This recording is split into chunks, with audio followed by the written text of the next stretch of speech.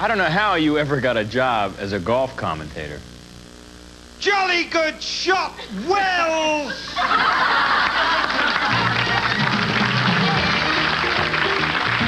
You'll flip today for the Will Shriner Show when Will looks at another side of famous people. Robin Leach cooking, and I don't know why! A different stroke for Gary Coiner. Side you never see, the real person, the side that's not public, the private side. You get the idea? I'm not sure if you do. I think the most important part, though, of this whole flip side idea is that you often need to find a new way to look at things. You gotta, there's a few things that our staff put together, flip sides that you can look at. The flip side of Dom DeLuise is Don Knotts. Sean Penn is known as a tough guy, but in prison, he was known as Mr. Right. The flip side of Gary Hart re-entering the presidential race is that candidates now only need to follow 9 of the 10 commandments.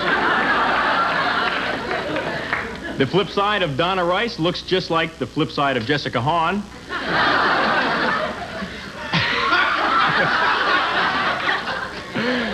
The flip side of mimes is, sure, they're annoying, but they don't scream when you shoot at them. I don't know, I have this fascination with mimes. I'm not sure what it is. And finally, sure, Nell Carter has a flip side, but we just can't seem to flip her over. I'm teasing. We have a terrific show all about lesser-known sides of famous people. Nice to see you again, have you back. I've seen you since the one of the world's best golf courses there. Sure, well, it's nice to be over in the fifth fairway there. In the green.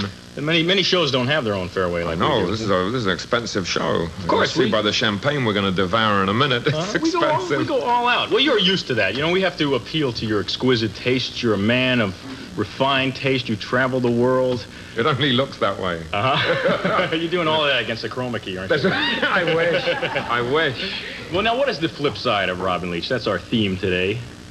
I guess it's the unexpected, something that you wouldn't think I would get up to. And when I get the little rare time that I get free, I have 2 hobbies, one of which is gardening and the other which is cooking.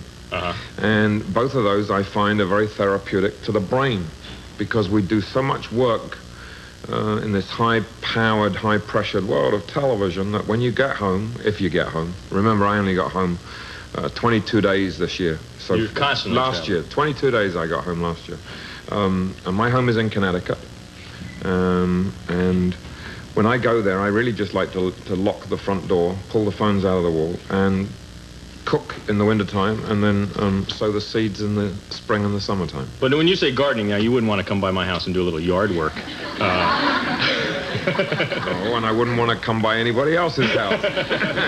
No, I do the back-breaking stuff that I did do last summer was actually digging 45 holes for a new portion of the garden, the back garden, that's on a bad slope. And if you've ever dug on a slope like this, right, yeah.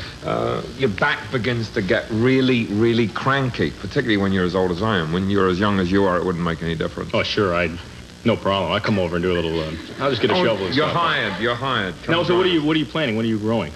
Well, on the back portion of the ground, I live on a lake, so it's a little rocky going down. So we do what's called landscape weaving, and this is where you marry 2 different kinds of foliage to each other, so they produce little babies, and then they all grow up together, happy in the secret garden. All right. Well, we actually have a picture here. Look at the monitor, Robin. Here's a shot of your house. That's right. Pretty impressive what you've done there. I spend more time on the house than the garden at this point. This is, I want to explain, that was after Spuds MacKenzie and I had one of our Saturday night parties. We literally burn the house to the ground and then we start all over again on Sunday. No, that was a gag photo that we dug up. Here's your actual garden. This is, what are we going to look at here? Well, that's the front garden, and that's with my girlfriend Judith. I'm looking a little goofy there because I've actually just seen the first rosebud pop out through the ground. It doesn't look like you're doing a lot of gardening in these shots. I think I'm stirring a Bloody Mary there. I think I work for 10 minutes and party for an hour. Then I go back to the garden. Now, the cooking. Tell me about the cooking. This is something you enjoy doing? My father was able to play piano as we say in England, by ear. You can give him any piece of music, just hum a few bars, and he plays it. When I first came to America, the very first night that I was in the United States, back in 1963, I had never cooked a meal in my life, but I had no money. So I tried to cook by ear. I don't recommend it, but I set fire to the kitchen, and the first night I'm in New York, set fire to the kitchen. The fire department comes because the grease had gone up in smoke. And I vowed two things. One, never to try cooking again. Then I kicked myself and I said, I got to do this, because I hate failing at anything. Oh. And so I went to work to learn to cook. And I taught myself, and I used recipes from different books. And then I started experimenting with my own things, and they began slowly to work. And now, you know, everybody vies for an invitation to come over to the house for me to cook dinner. Okay, well, I don't know about that, but we'll find out. I don't know if you're telling the truth or not. There is one little secret to all of this, and this has to do with the fact that everything that I cook has got wine or champagne in it. Oh, well, sure. That's the secret. So nobody knows how bad the food is. Right. Well, now you've agreed to do a little something for us. Do a little something. Now, do we have fire extinguishers standing nearby? All right, let's come over and we're going to see what Robin has to show us in the kitchen. This is what I call rich and famous chicken. Uh-huh. And what we've done is we've put out the ingredients. As you can see, the champagne is center space. First of all, you take a live chicken, you kill the chicken like that. No, you can work with a dead chicken, but you take boneless breast of chicken and you put a little onion around the chicken, and then we take basil. Now, is this something you do for like a romantic evening with your girlfriend? Yeah, you can do it very quickly. So you'll cook this and then you'll shout sweet nothing in her ear? Yeah. Oh, no, I'm very good. I say, darling, dinner is ready! You know, once I was in a restaurant with Judith, and we were having quiet dinner together, and some people came up to her, not to me, and they said to her, does he shout like that at home? And she said, no, he doesn't. He's very quiet. The secret here is a little butter. She's a good storyteller. Oh, you're very brief and to the point. Very brief and to the point. In a sense, you're making butter, a little onions, bit of mustard and butter paste over the chicken. Okay. All right? Oh, here's the mustard. Now, at this point, you just put a little champagne in.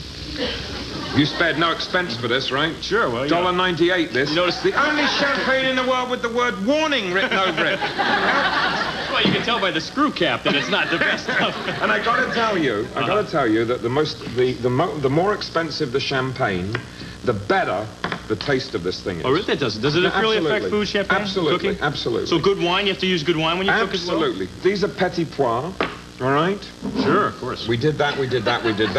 Little peas, that is the word. Petit pois, all right, sure. Now, here's the secret of the whole thing.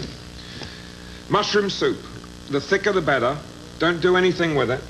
And you turn this into... Just canned mushroom soup? Canned mushroom soup, all right? And really what we're doing, we're making this too quickly, but what you do is that you spread this out as level as is possible, all right? And as much as possible.